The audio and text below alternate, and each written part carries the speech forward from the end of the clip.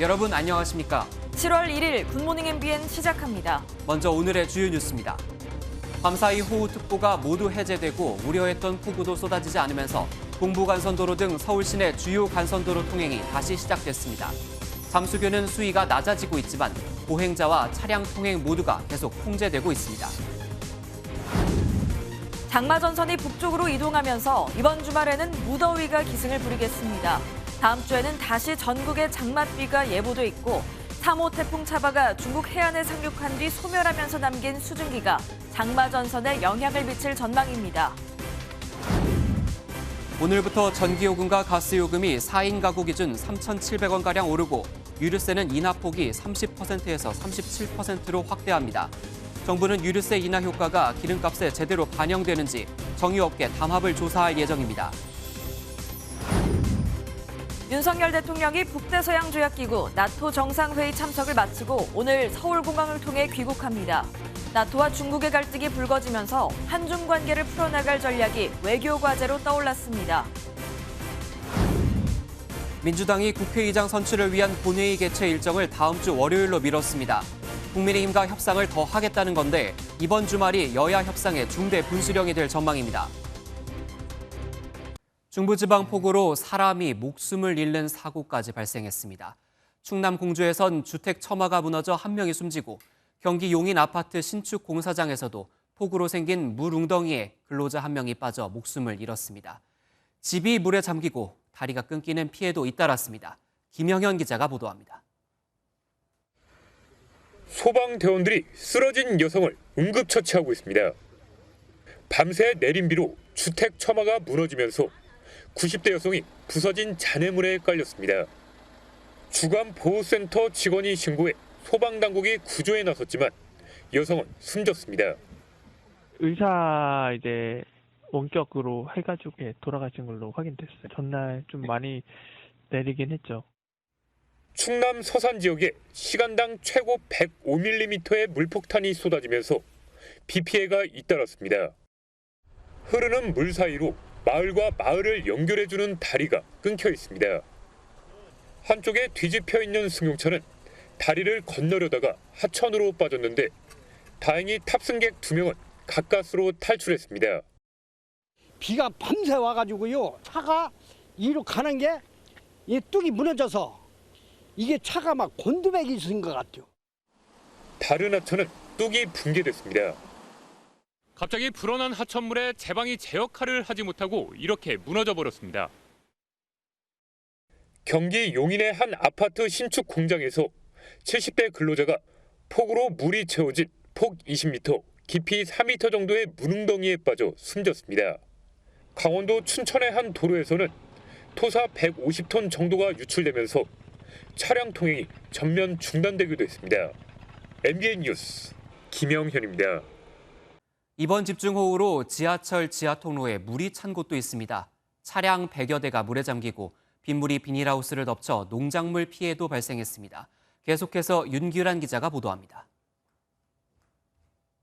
이틀 동안 280mm에 가까운 비가 쏟아진 충남 서산의 한 도로입니다. 불어난 물에 갇힌 차량에서 운전자가 내려 직접 차를 밀고 나갑니다. 인근 아파트는 물론 상가도 물에 잠겼습니다. 아침에 제가 나와서 보니까 계속 물을 퍼내야 됐고 아파트 입구까지 물이 막 다 차 있는 그런 상태였습니다. 시간당 50mm가 넘는 폭우가 내린 경기도 수원에서도 침수 피해가 잇따랐습니다. 지하철역 통로에 물이 차 출근길 시민들이 큰 불편을 겪었고 한 중고차 매매단지에선 차량 100여 대가 물에 잠겼습니다. 이번 집중호우로 경기도 평택과 충남 당진, 강원도 태백 등지에서 농작물 피해도 발생했습니다. 오전 내내 배수 작업을 한 비닐하우스 안입니다. 지금도 바닥에 물이 흥건하게 고여 있는데요. 빗물이 심어놓은 토마토를 덮치면서 이번 농사는 어쩔 수 없이 포기해야 할 상황입니다. 아침부터 모터로 퍼내리신 분들이 꽤 많아요. 지금 심으신 지 며칠 안 됐는데 이렇게 물이 꼈다 빠지면은 문제가 꽤 크죠, 이제. 농림축산식품부는 오늘까지 집중호우가 예상되니 경기와 강원, 충청 등 중부권의 농작물 재배지를 엄중하게 관리해달라고 주문했습니다. MBN 뉴스 윤기란입니다. 어제 한강 잠수교는 불어난 강물에 2년 만에 통제됐습니다. 이 시각 잠수교 상황 알아보겠습니다. 노태현 기자, 잠수교 아직 통제 중이죠? 네, 현재 잠수교는 물 위로 모습을 조금 드러냈지만 아직은 통제된 상태입니다. 어젯밤까지만 해도 도로 표지판들만 물 위로 솟아 있었는데 지금은 보시는 것처럼 도로 가장자리 경계석들과 횡단보도 표시까지도 눈으로 확인할 수 있을 정도입니다. 잠수교 수위는 밤 11시 반쯤 8m를 기록한 뒤 점차 낮아져 현재는 6m 후반대까지 내려왔습니다. 서울 지역 빗줄기는 어제 저녁 7시 이후부터 잦아들다가 완전히 그쳐 지금도 내리지 않고 있는데요. 서울과 인천은 어젯밤 9시, 경기 북부지방 전역은 오늘 0시를 기해 호우경보가 모두 해제됐습니다. 동부간선도로 양방향 전 구간의 전면 통제가 해제되면서 차량 운행이 가능해졌고 일부 통제됐던 내부순환로도 통행이 재개됐습니다. 하지만 아직 올림픽대로 여의 상하류 IC와 개화 육관문 부분은 통제 중입니다. 네, 그리고 우려했던 것처럼 북한이 임진강에 있는 환강댐 수문을 열었습니다. 우리 쪽 피해는 없습니까? 네, 현재 군남댐 수위는 27.6m로 조금씩 낮아지고 있습니다. 40m가 홍수위니까 아직 12m 조금 넘게 여유가 있는 건데요. 어제 저녁에는 초당 1,800톤이 넘는 물을 내보내다가 비가 그치면서 현재는 방류량을 줄여 1,600여 톤의 물을 내보내고 있습니다. 필승교 수위도 조금씩 낮아져 현재는 3m 아래로 떨어졌습니다. 다만 북한에는 아직 장마전선이 머물고 있어 군남댐과 필승교의 수위는 계속 지켜봐야 할 것 같습니다. 현재 장마전선은 소강 상태를 보이고 있지만 오후부터 저녁 사이에는 전국 곳곳에 돌풍과 함께 강한 소나기가 퍼부을 것으로 보이는데요. 경기와 강원 남부, 충청과 영남 곳곳에 많게는 60mm가 넘게 쏟아질 전망입니다. 한편 제3호 태풍 차바가 어제 오전 9시쯤 필리핀 서쪽 해상에서 발생해 북상하고 있습니다. 주말에 중국 남부 해안에 상륙할 것으로 보여 우리나라는 태풍의 직접 영향권에 들지는 않겠지만 수증기가 유입돼 장마전선에 영향을 줄 경우 많은 비가 다시 내릴 가능성도 있습니다. 지금까지 잠수교에서 MBN 뉴스 노태현입니다. 3박 5일간의 스페인 첫 순방을 마친 윤석열 대통령이 오늘 귀국합니다. 나토 국가와 경제 안보 협력을 강화하고 한미일 정상회담을 약 5년 만에 개최했지만 남은 숙제도 만만치 않다는 지적이 나옵니다. 황재현 기자가 보도합니다. 우리 정상으로는 처음으로 나토 정상회의에 참석한 윤석열 대통령은 3박 5일간의 일정을 마치고 오늘 귀국합니다. 윤 대통령은 이번 방문에서 우크라이나 전쟁이나 경제 안보 이슈에 대해 자유와 평화를 중시하고 국제연대에 참여할 뜻을 분명히 밝혔습니다. 이런 자유와 인권, 법치를 중시하는 그런 규범에 입각한 질서가 존중되는 그런 협력을 우리 나토 국가들과 인태 국가들이 함께 연대해서 만들어 가야 된다. 4년 9개월 만에 한미일 정상회담에서는 북핵 대응을 위한 삼각협력의 복원을 확인했다는 점도 큰 의미를 갖습니다. 북한의 핵미사일 위협이 고도화되고 국제정세 불안정성 커진 상황에서 한미일의 협력의 중요성은 더욱 커졌습니다. 10차례 양자회담을 통해 네덜란드와는 반도체, 폴란드와는 방위산업, 체코와는 원전과 전기차에서 구체적인 경제 성과를 기대할 수 있게 되었다고 대통령실은 평가했습니다. 폴란드 국방장관이 방한을 해서 그 FA-50, 그다음에 K2 전차, K9 자주포, 그다음에 레드백 장갑차 등 우리 무기 체계를 실사한 바 있습니다. 이번 정상스 일지 외교의 첫 번째 성과가 될 것으로 생각합니다. 나토가 향후 10년 목표를 담은 신전략 개념에서 중국이 우리의 이익과 안보, 가치에 도전한다고 명시한 점은 대중 외교에 있어 부담이 될 전망입니다. 나토와의 연대의 첫걸음을 뗐지만 앞으로 커질 수 있는 중국의 반발을 어떻게 관리할지는 첫 순방을 끝낸 윤 대통령의 숙제가 될 전망입니다. 마드리드에서 MBN 뉴스 황재현입니다.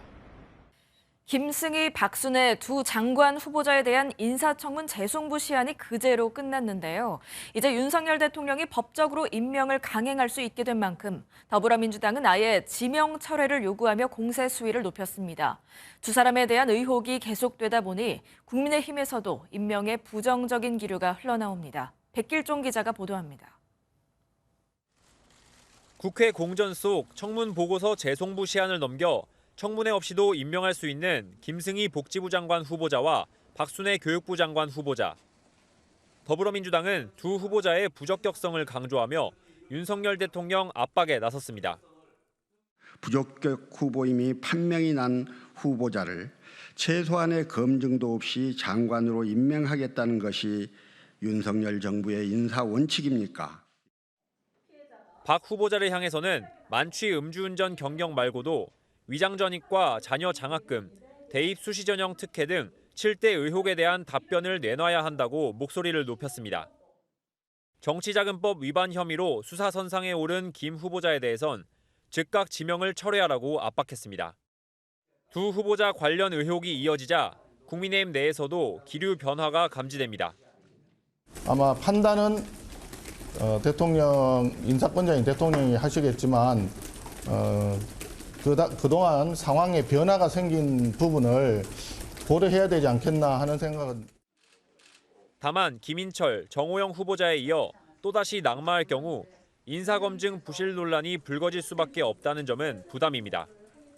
윤 대통령의 결정만 남은 셈인데 귀국 뒤 두 후보자 임명을 강행할지 원구성 협상을 기다릴지 관심이 쏠립니다. MBN 뉴스 백길종입니다. 윤석열 대통령이 부탁해 이준석 국민의힘 대표의 비서실장을 맡았던 박성민 의원이 실장직을 내려놓겠다고 밝혔습니다. 친윤계 인사로 꼽히는 박 의원은 윤 대통령과 이 대표 사이 가교 역할을 했던 인물입니다. 이 대표의 징계 심사를 앞두고 윤심이 이 대표를 떠났다는 관측까지 나옵니다. 박자은 기자입니다. 대선 직후 이준석 당대표의 비서실장으로 우크라이나까지 함께 다녀온 박성민 국민의힘 의원이 돌연 사의를 밝혔습니다.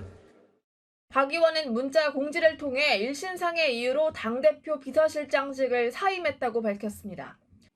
구체적 이유는 함구했는데 이준석 대표와 이른바 친윤계 의원과의 갈등이 고조된 게 배경이라는 분석이 나옵니다.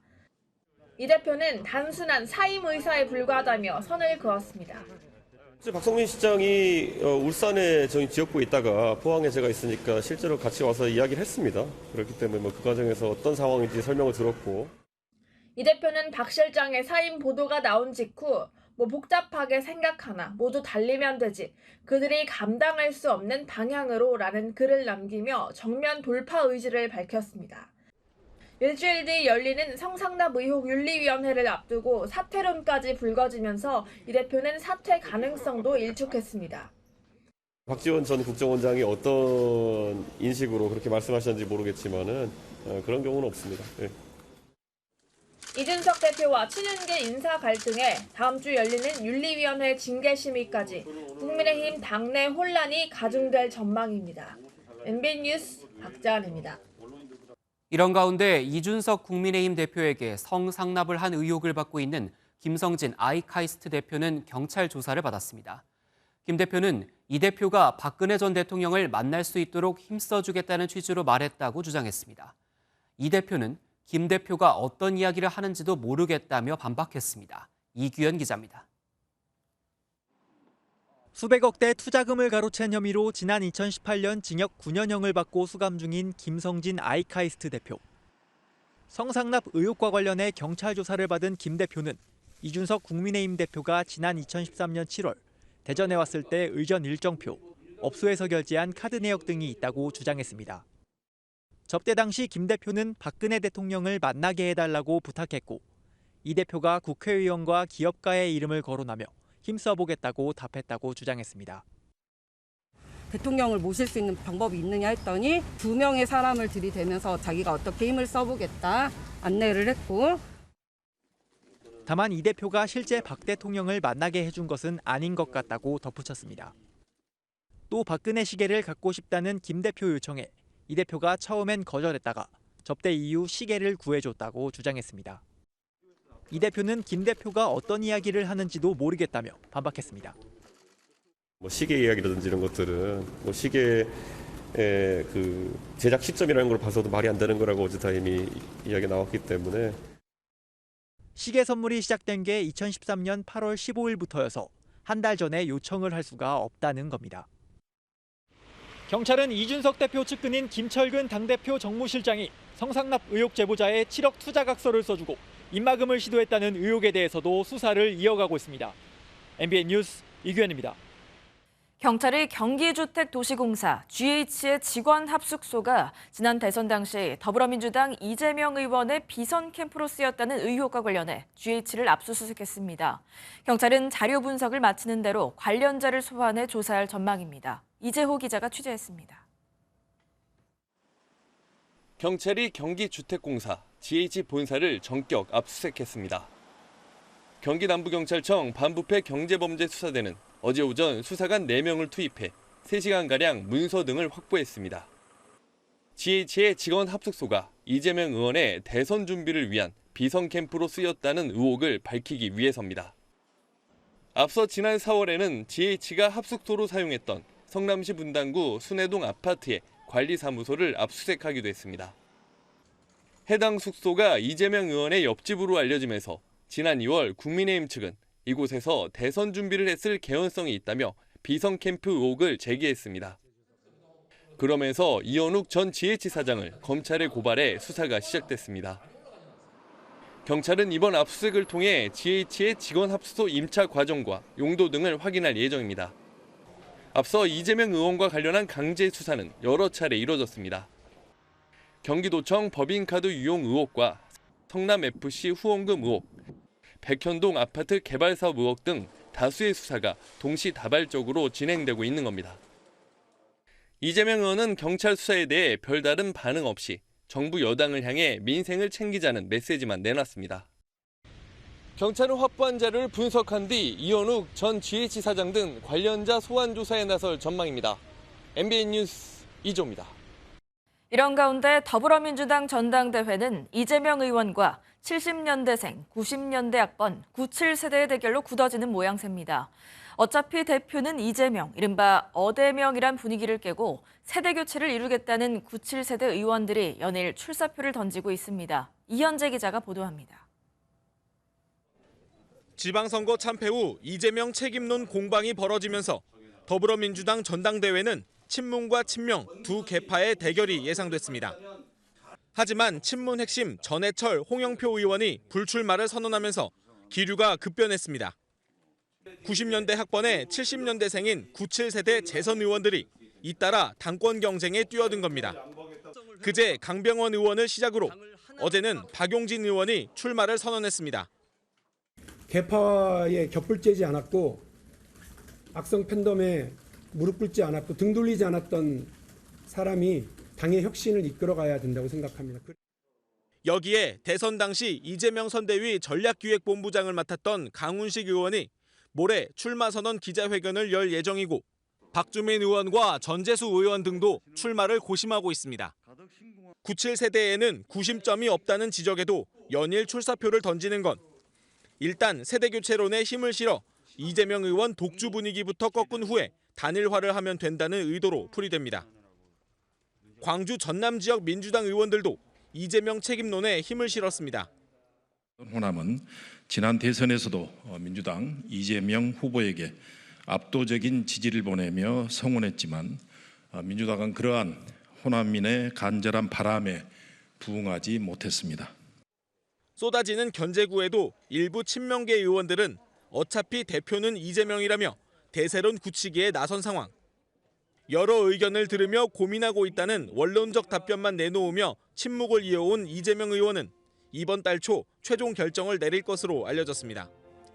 MBN 뉴스 이현지입니다. 한 달 전 6일 지방선거를 통해 선출된 민선 8기 지방정부가 오늘 전국에서 일제히 출범합니다. 17개 시도와 226개 시군구 단체장들은 풀뿌리 지방자치 실현을 목표로 앞으로 4년 동안 지역을 이끌어갑니다. 정주영 기자입니다. 사상 첫 사선고지에 오른 오세훈 서울시장. 취임식을 온라인으로 대체한 뒤 곧바로 창신동 쪽방촌을 찾아 주민들을 만나고 집중 호우에 따른 수방 대책 현장도 점검합니다. 민선 8기 서울시정은 약자와의 동행에 방점이 찍혔습니다. 최우선순위를 두고 있는 것도 역시 상생도시라고 하는 큰 제하에 이 계층이동 사다리를 복원하는 약자와의 동행에 초점이 맞추어져 있습니다. 박형준 부산시장은 다시 태어나도 살고 싶은 부산. 강기정 광주시장은 기회와 변화의 광주를 약속하며 취임합니다. 김진태 강원도지사는 예산 절감을 위해 취임식을 생략했고 최민호 세종시장은 세종시 출범 10주년 기념 행사와 취임식을 통합합니다. 민선 8기 시도지사 17명 중 12명은 집권 여당인 국민의힘 소속. 지방 권력이 보수 우세로 돌아선 만큼 사업정책 방향도 크게 달라질 전망입니다.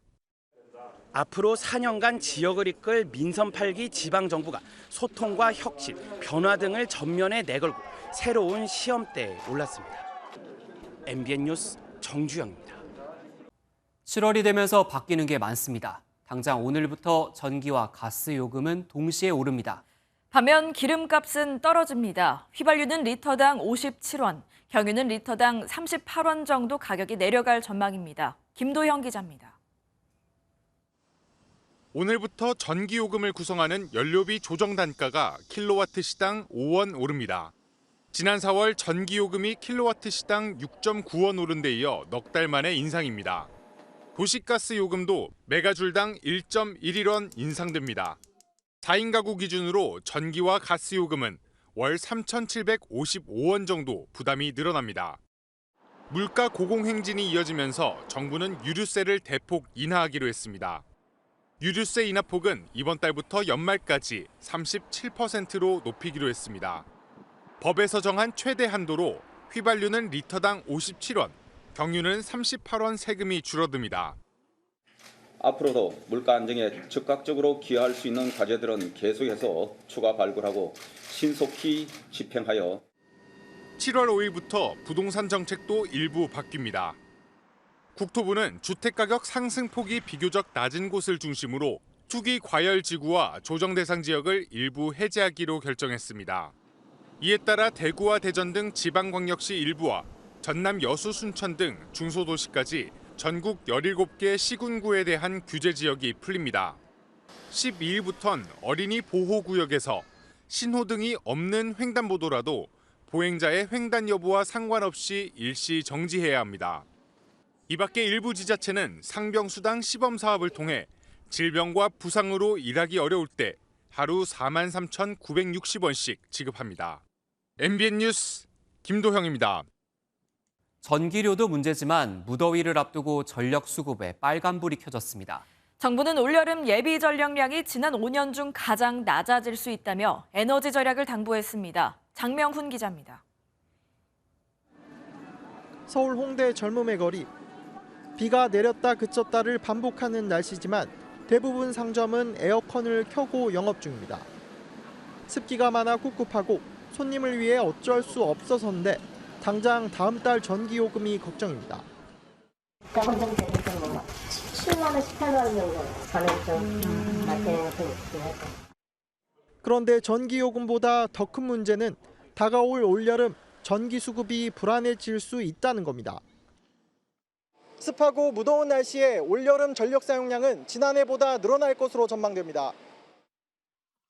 전기 수요가 폭증되는 8월 둘째 주 기준 최저 예비 전력은 5.2기가와트로 예상돼 최근 5년 여름철 중 가장 낮습니다.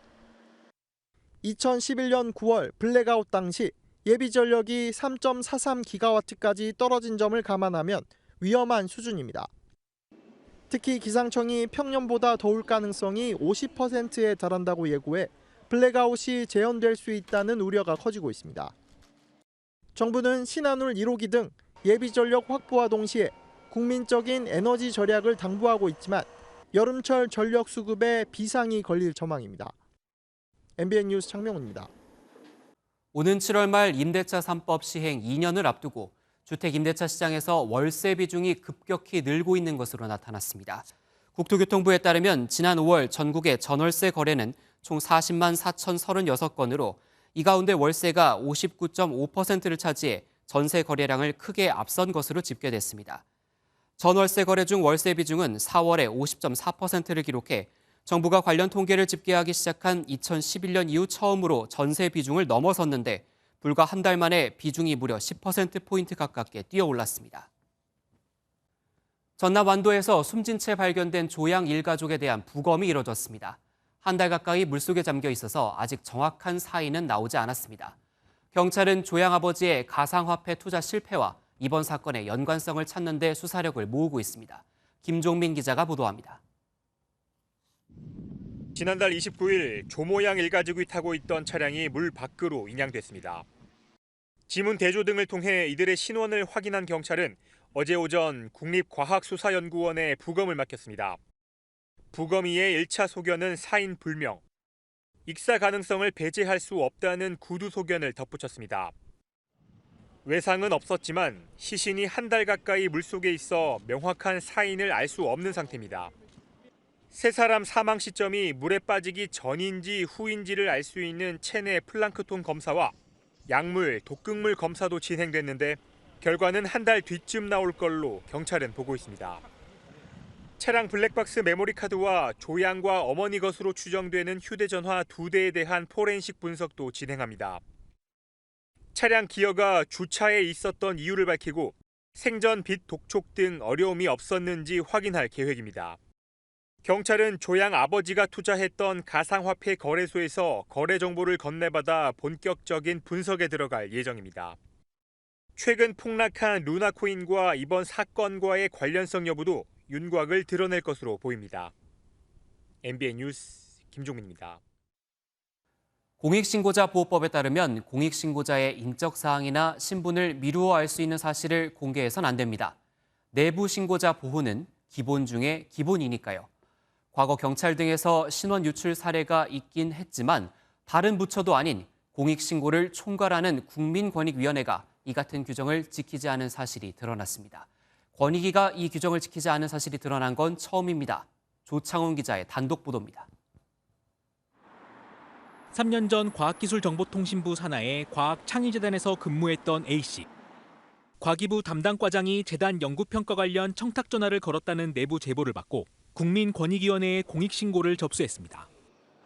하지만 과기부 과장은 경징계에 그쳤고 이듬해 재단에 대한 과기부 감사가 이뤄지면서 A씨는 근무지 무단이탈 등으로 해고됐습니다. A씨는 권익위가 과기부에 공익신고를 이첩한 2020년 6월 22일 이후 자신에 대한 집중조사가 이어졌다고 말합니다. 실제로도 요 7월 초까지 감사가 이루어졌고 공익신고 사실을 어떻게 과기부가 저렇게 알고 했을까라는. 권익위는 A씨의 인적사항을 모두 익명 처리해서 보냈으니 그럴 리 없다고 해명했습니다. 하지만 MBN이 확인한 해당 문서에는 지웠다던 개인정보들이 고스란히 남아 있었습니다.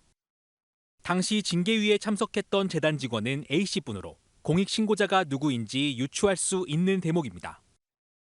신고 의무를 지키라고 해서 신고했는데 그것이 제대로 보호가 안 된다고 하면 국가가 거짓말하는 것이죠. 책임을 못하는 것이죠.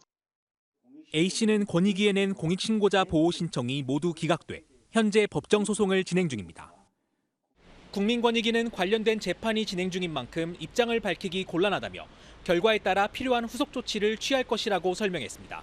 MBN 뉴스 조창훈입니다.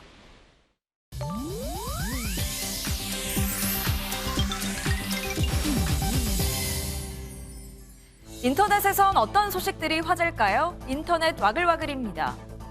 지난달 말 남해고속도로에서 갑자기 소화기가 터지는 일이 발생했습니다. 그제 온라인에 블랙박스 영상이 올라오며 소식이 전해졌는데요. 남해고속도로 부산 방면을 달리던 중 갑자기 앞서가던 트레일러 옆으로 소화기가 튀어오르더니 터지고 맙니다. 흰색 분말이 사방에 퍼지며 이 차량의 시야를 가렸는데요. 당시 아이들도 함께 타고 있었다니 만약 소화기가 차량 쪽으로 튀었다면 큰 사고로 이어질 뻔했습니다. 운전자에 따르면 도로에 떨어져 있던 소화기를 트레일러가 밟아 터진 거라는데요. 누리꾼들은 수류탄이 떨어지는 줄 알았다는 등의 반응을 보였습니다. 요즘 차량 낙하물 사고가 끊이지 않고 있죠. 모두의 안전을 위해 운전자들의 세심한 주의가 필요합니다. 미국 의전 서열 3위가 아이를 밀쳤다면 믿어지시나요? 낸시 펠로시 미국 연방 하원 의장이 최근 어린아이를 밀치는 걸로 보이는 영상이 공개돼 진위 여부를 놓고 논란이 일었습니다. 지난주 플로레스 의원의 취임식에서 사진 촬영을 하던 펠로시 의장. 플로레스 의원의 딸을 쳐다본 후 팔꿈치로 밀치는 듯한 동작을 했고 아이는 옆으로 조금 밀려납니다. 영상이 공개되고 엄마인 플로레스 의원은 SNS에 내 딸이 그럼에도 미소와 포즈를 유지한 채 당황하지 않고 사진을 찍은 게 자랑스럽다며 불쾌감을 드러냈는데요.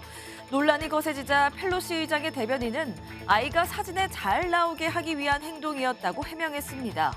하지만 미국 누리꾼들은 펠로시 의장이 민주당이다 보니 공화당 의원이 당선돼 불편한 속내를 드러낸 것 아니냐, 또는 멕시코 출신이라 인종차별을 한 것이냐며 의심의 눈초리를 보내고 있다네요.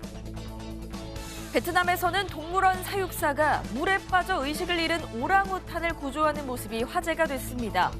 푸꾸옥의 한 동물원. 비탈을 내려가던 오랑우탄이 미끄러져 물에 빠지더니 나오지 못하고 허우적거리는데요.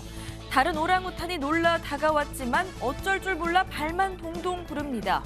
이때 관람객들 사이에서 나타난 사육사가 곧장 물속으로 뛰어들더니 의식을 잃은 오랑우탄을 건져 올립니다. 잔디밭에 눕힌 뒤 심폐소생술을 했고 다행히 오랑우탄은 의식을 되찾았는데요.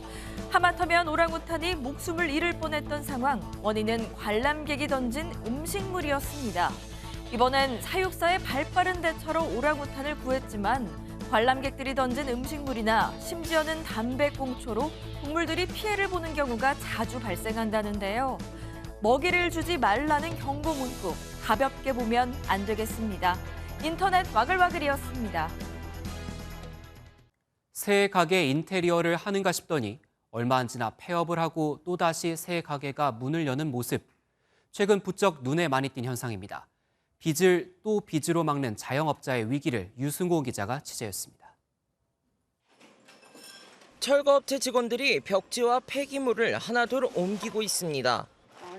코로나19 이전처럼 손님들이 올 것이란 기대와 달리 상가 임대료와 재료비 부담에 결국 장사를 접은 것으로 전해졌습니다.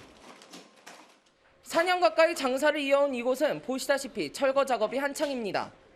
이곳에는 인건비가 거의 들지 않는 무인 카페가 들어설 예정입니다. 자영업자들은 코로나 엔데믹 이후 높은 물가에 벼랑 끝으로 내몰리고 있습니다. 소비 심리가 오히려 줄면서 폐업을 선택하는 자영업자들이 늘고 있습니다.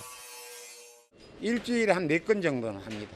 조금 안타까운 마음이 들어요. 그럼 이제 내일 모레 이제 가서 또 한 300평짜리 한정식 그 집을 철거하려고 예정을 잡고 있습니다.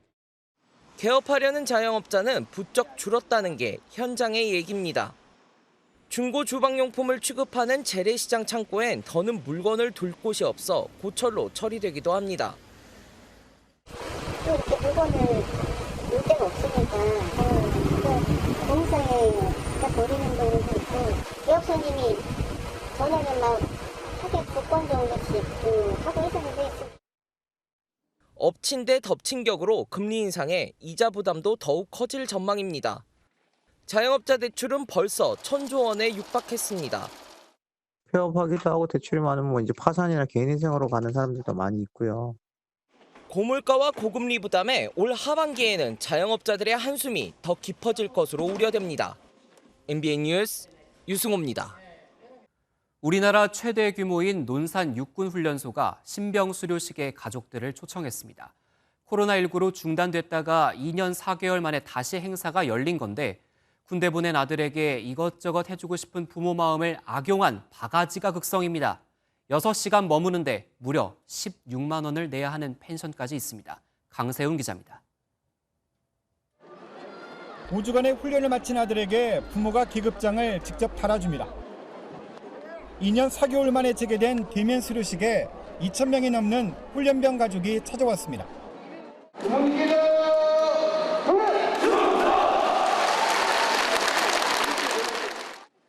수료식이 끝나자 부모는 아들이 편하게 쉴 수 있도록 훈련소 근처 민박업소로 갑니다. 면회 시간은 6시간. 취재진이 미리 훈련소 주변의 펜션 요금을 알아봤더니 주중에 1박 하는데 8만 원 선. 그런데 훈련병 가족에겐 이보다 비싼 요금을 받습니다. 10만 원, 12만 원이 평균으로 보시면 되고요. 다 그렇게 똑같아요.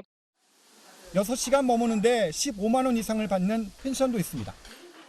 면회객분들이 하셨는데 이거 16만 원에 하셨거든요. 사정이 이렇지만 1분 1초가 아까운 가족들은 논산을 벗어날 수 없어 선택권이 없습니다.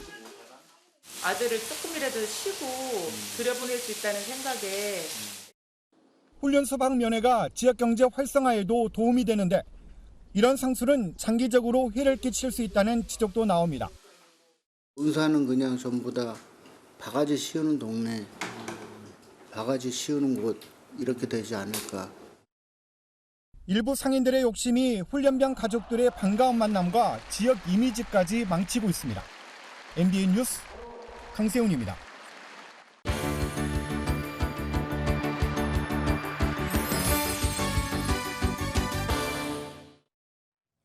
굿모닝 월드입니다. 미국 뉴욕의 리버사이드 공원에 염소떼가 출동했습니다.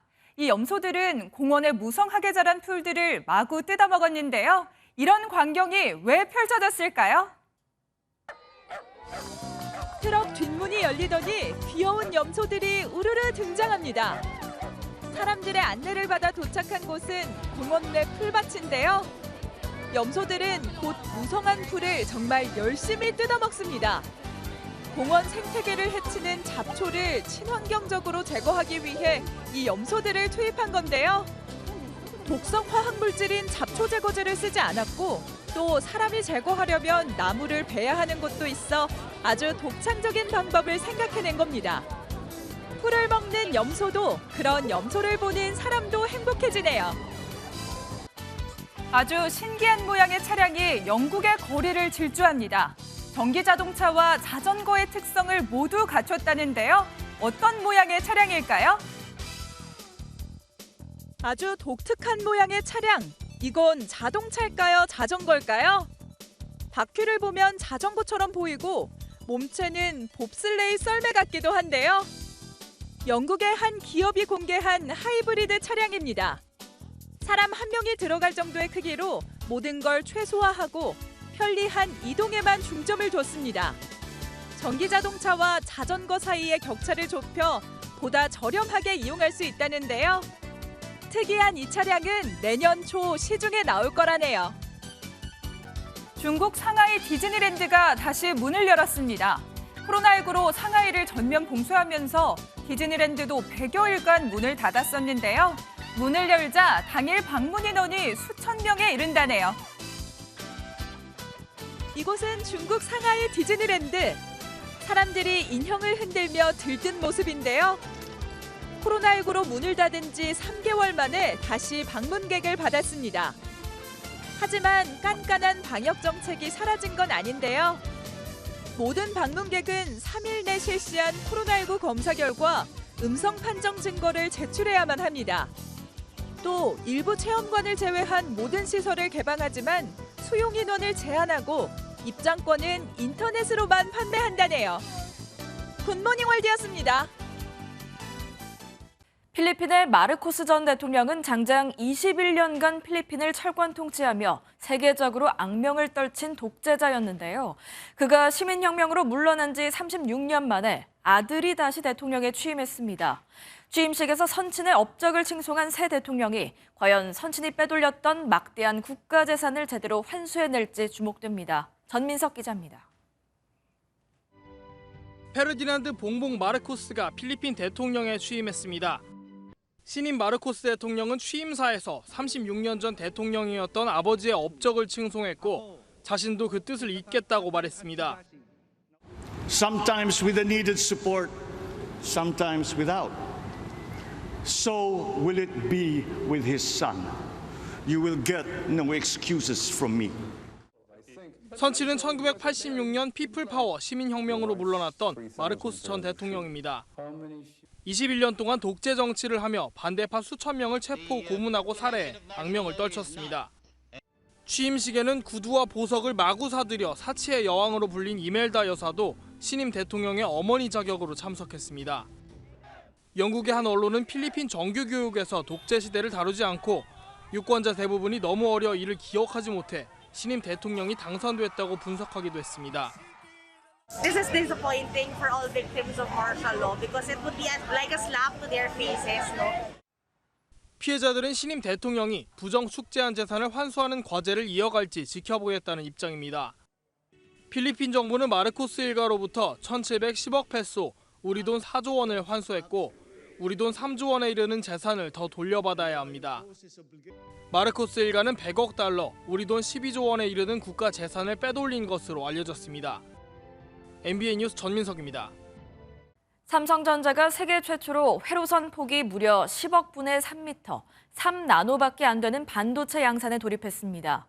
반도체를 강조하는 미국 바이든 대통령과 윤석열 대통령이 지난 5월 서명한 바로 그 반도체입니다. 박은채 기자입니다. 지난 5월 우리나라를 방문한 조 바이든 미국 대통령과 윤석열 대통령이 삼성전자 평택 공장을 찾아 반도체 웨이퍼에 서명을 남깁니다. 3나노 반도체입니다. 당시엔 시제품이었는데 삼성이 어제부터 본격 양산에 들어갔습니다. 머리카락 굵기의 3만 분의 1로 전 세계 반도체 공정 가운데 가장 앞선 기술입니다. 반도체는 한정된 공간에 가능한 많은 칩을 쌓아야 하는 만큼 회로의 선폭을 가늘게 만드는 게 중요한데 3나노는 주력 5나노에 비해 전력은 45% 절감하면서 성능은 23% 높였다는 설명입니다. 인공지능과 자율주행 등 높은 성능을 요구하는 차세대 반도체에 활용될 수 있습니다. 삼성은 3나노 양산을 계기로 반도체 위탁 생산 분야에서도 세계 1위 대만 TSMC 추격에 속도를 내겠다는 보관입니다. 앞으로도 차별화된 기술을 적극 개발하고 공정 성수도를 빠르게 높이는 시스템을 지속 구축해 나가겠습니다. 세계 파운드리 시장은 TSMC가 54%, 삼성전자가 16%를 차지하고 있습니다. 관건은 수율, 생산품 가운데 정상 제품의 비율입니다. 앞선 공정에서도 수율 문제가 발목을 잡은 것으로 알려져 제때 안정적으로 공급하는 게 중요합니다. 수율이 불안정하면 그 약속을 잘 지키지 못해요. 5나노에서 좀 고생한 경험이 있기 때문에. 대만 TSMC도 올해 하반기 중 3나노 반도체 양산을 시작할 계획으로 알려져 쫓고 쫓기는 미세 공정 경쟁은 더욱 치열해질 전망입니다. MBN 뉴스 박은채입니다. 비구름대는 북쪽으로 이동하면서 대부분 지역의 장맛비는 소강 상태에 들었습니다. 하지만 북쪽으로 이동하는 장마전선의 영향으로 경기 북부와 강원 북부 내륙에는 약하게 비가 내리겠습니다. 비는 오늘 오전까지 내리다가 그치겠고요. 양은 5mm 미만으로 적겠습니다. 또 늦은 오후부터는 대기 불안정으로 내륙 곳곳에 소나기가 오겠는데요. 경기 남동 내륙과 강원 남부, 충청과 영남 내륙에 많게는 60mm 이상의 소나기가 지나겠고요. 곳에 따라 돌풍과 함께 천둥, 번개를 동반하겠습니다. 한편 장마가 주춤하는 사이 폭염이 기승을 부리겠습니다. 남쪽에서 고온다습한 공기가 유입되면서 폭염특보는 다시 많은 지역으로 확대됐는데요. 강원 남부와 충청 이남 지역에 폭염주의보가, 경북 지역은 폭염경보가 발효 중입니다. 오늘은 서울에도 낮 기온이 크게 오르겠습니다. 한낮 기온 31도까지 오르면서 어제보다 8도가량 높겠고요. 주말에는 34도까지 치솟겠습니다. 지역별 현재 기온 보겠습니다. 서울은 23.4도로 출발하고 있고요. 그 밖에 많은 지역은 25도를 웃돌고 있습니다. 낮 최고 기온은 춘천과 서울 31도, 청주와 대전, 광주 33도, 대구는 35도까지 오르겠습니다. 주말에도 장마는 쉬어가겠지만 다음 주 화요일부터 다시 전국에 장맛비가 내리겠습니다. 날씨였습니다.